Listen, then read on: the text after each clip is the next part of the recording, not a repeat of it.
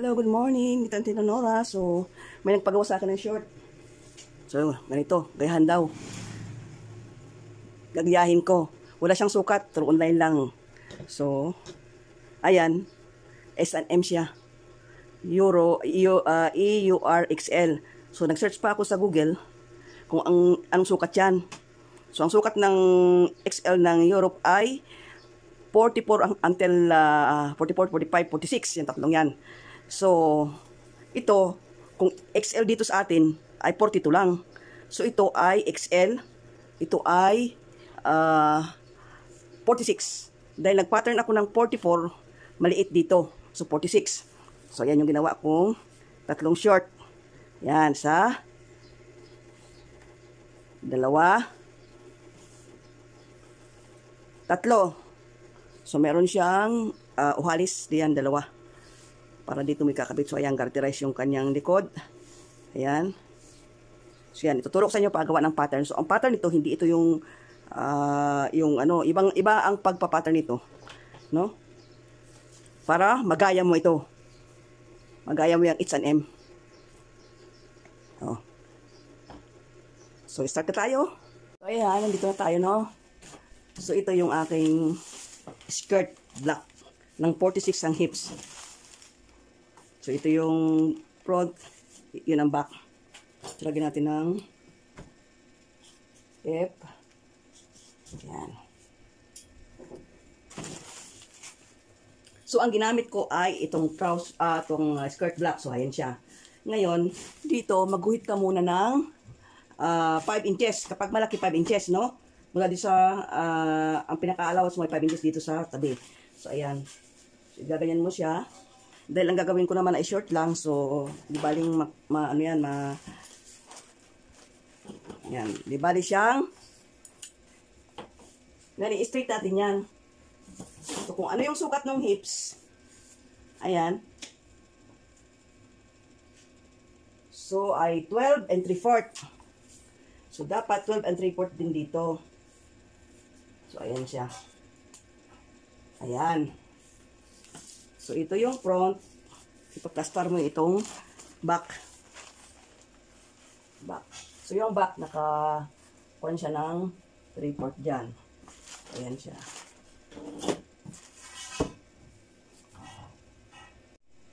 So, i-trace natin lahat itong palda muna. Yung mga guhit niyan, i-trace natin yan para matanggal natin ito. So, nandito na siya naka-flat, no? So, ayan na siya. Na-trace ko na. So, na-straight ko na rin. Na-straight na rin yung skirt black niya. So, kung ano yung lapad nung yun na rin yung lapad nung kanyang skirt. So, ayan siya.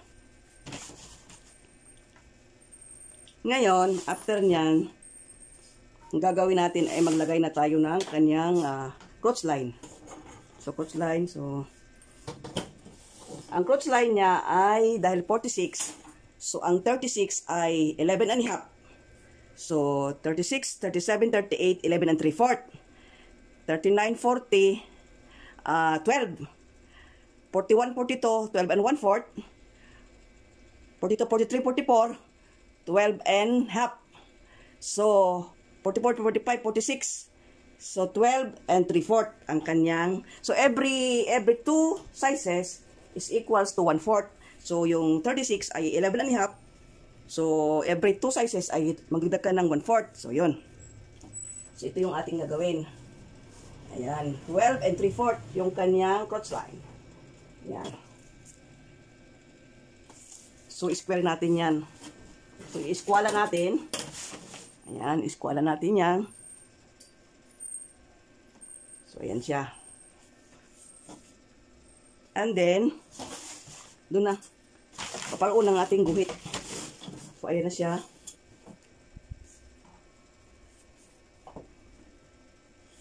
Yun. Diba? Hanggang paparon.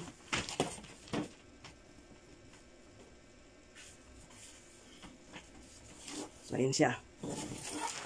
Yun yung kanyang crotch line. So, crotch line. Yan. Ito naman ang hip line. Ang hip line. Ito naman ay yoke line. Yoke line. Ito ay waistline. So, ayan siya. So, ayan na siya. And then, paano natin makuha ang carb ng crotch niya? So, itong hip niya ay 46 divided by 10. So, 1/10 ng yung hips ay 46. So, 4 and 6, 8. So, alisin mo yung 5, 8. So, 4 na lang. 4 na lang yung, ayan, yung kanyang crotch line. 4 and 1/8. Yan. So, yan. Sukat ka ngayon ng 1 and 3/8 dito. So, yan. And then, saka ka mag-curve. Yan. Ang curve mo ay dito. Yan. Baba ka ng 1 inch dito. So, ayan siya. Yan. So, yan yung kanyang crotch line. So, doon naman tayo ngayon sa likod. So, ayan. Paano mo makuha ngayon yung crotch ng kurba ng harap, ng likod? Tapos tayo sa harap. Ang harap ay 1/10 ng yung hips, 46, ang isang kasampung divide mo sa 10, and then yung 1/10, ito yung kanyang cross na ito. Minusan mo na ng 5/8, no? So, ayan siya. Ngayon, paano mo makuha? So, 3/4 ng hips mo, ito, hanggang doon. So, 3/4 ng hips. So, ang 46, ito yan siya, no? Ay, pakita ko sa inyo kung paano. 46 times 0.75 equals 34.5. So, ang 3/4 ng 46 ay 34.5. So, yung 34.5, bawasan mo ng 1 inch is 33.5. Kapag ka naman gusto mong masikip ang pantalon, tulad ng stretch, -2. Kapag ka ordinary trousers lang naman siya, -1. So, ayan siya. So, 33. Ayan. 33.5. Ayan. So, nandito tayo sa 0.5. 33.5 ibig sabihin. So, ayan. Ayan siya. Ayan. Lalagyan natin ng tanda. Ayan, tanda. Ayan siya. And then, baba tayo ng 1/2 inch. Ayan siya. Paano natin makuha? Ganon din. No? So, hindi mo na kukunin dito yung ano. Ang gagawin mo lang, ayan, ang 1 and 3/8. Ayan. Then, saka ka, mula doon ha. Ayan, mula doon. Ayan. Tapos, ibaba mo dito. Ayan. Kahapin sa ibinaba. Yan ngayon yung kabuuan ng kanyang pantalon ng front and back. So, ang aking ginawa kasi, wala yung short na yun, wala siyang gatrise ang likod, ang harap ay may waistband. So, ngayon, paano natin mapupurmaya ng pants? So, ganito. Kukunin natin ang center line or grain line. Simula dito, ayan, hanggang doon, ayan, divide mo sa kalahati. Yan yung green line niya, no? And then, sukatin mo ito, mula hanggang doon, yan na, 20 doon centimeter. So, yan yung green line niyan, no? Ang gagawin, ayan na yung green line niya, gusto natin. Kasi kukunin natin ang ngilid. Ayan siya. Ang green line. Ayan. Ito naman sa kabila. Ito naman siya. O, ayan siya. Ito yung pinaka-liston kung sa ano. So, malaga yan. So, meron na siya. Ayan na. Ang kanyang green line. So, after nyan, kukunin mo ang haba. So, itong ginawa ko kasi short, so hindi ko na inano yung nabaan niyang pattern, no? Dahil siya ay walang sukat. So, nag-search ako sa Google, 37. Pero, hindi siya, 37 hanggang 40. So, ito, ang ginawa ko, 40. Ayan siya, 40. 40, 42. Ay, tayo naman ay mga Pilipino, hindi ba tayo kasing tangkad na, Hinati ko lang. Ayan siya. nati ko siya. Ayan. And then, tataas ka ng 2 inches. Or 1.5. O, so yan, 1.5 yan. So, mula dyan, sukat ka dito. Ayan. So, ito na yung siya, no? Ito na yung ano. Susukat ka muna dito sa cross line. Kung ilan yan, yun yung sukat hanggang doon. Para makuha mo yung length ng pants. So, short naman ito. Kukunin ko lang yung sani para makuha ko yung kanyang bawas dito sa may cross line. Kita na natin. So, ito na yung knee length niya. So, ito yung knee length. Yan. Ito naman ang crotch line. Crotch line. So, ayan siya, no? So, ngayon, kukunin na natin yung knee niya. Ang knee niya ay 17. So, plus 3.5. So, 20. 20.5. Yan. 20.5 yung kanyang, i-divide mo sa 4. So, 20, 5 and 1/8.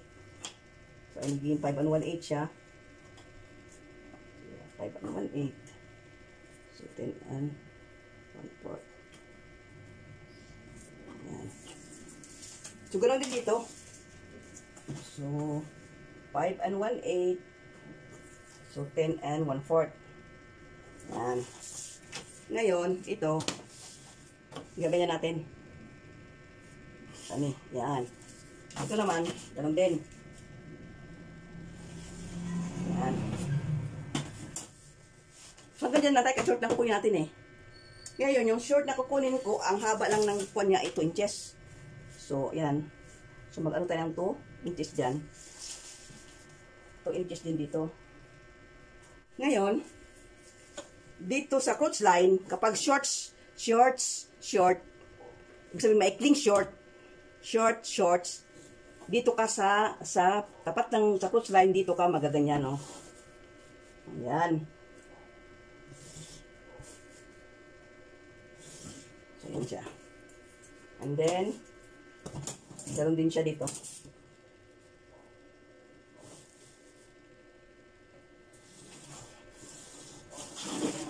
So, ayan siya. Yan ang short. Ito yung pattern ng aking ginawang short na. Ayan. Diba? Tuwang-tuwa yung aking ginawa. Alam nyo kung bakit siya tuwang-tuwa? Dahil, kuhang-kuha ko daw yung inano niya. Pinakita yung pinatularan niya sa akin na gawa sa H&M. Ayan, ginupit ko na siya. So, ayan.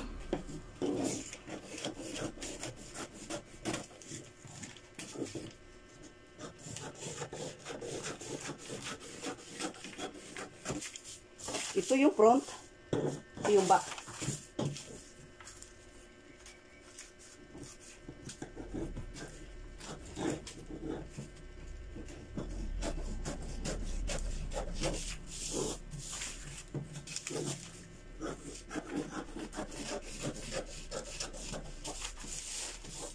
Ayan siya.